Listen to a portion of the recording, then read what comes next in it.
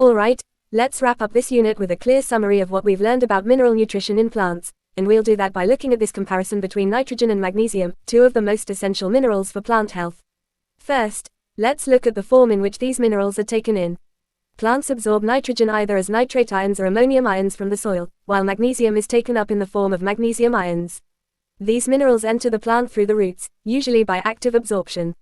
Now, let's talk about why each of these minerals is needed. Nitrogen is vital because it's used to make proteins, which are essential for the growth and development of the plant. Proteins are involved in cell structure, enzymes, and so many other processes. Magnesium, on the other hand, is crucial for making chlorophyll, the green pigment in leaves that captures light energy for photosynthesis. So, without magnesium, the plant's ability to make food is reduced. What happens when these minerals are lacking? A nitrogen deficiency leads to weak and stunted growth, yellowing of leaves, and generally shorter plants with fewer shoots or tillers. In contrast, a magnesium deficiency causes yellowing between the veins of the leaves, especially on older leaves, a condition called chlorosis, and you might also see brown spots. So, this table clearly shows us how different minerals support different functions in plants, and how the lack of even one of them can seriously affect plant health and growth.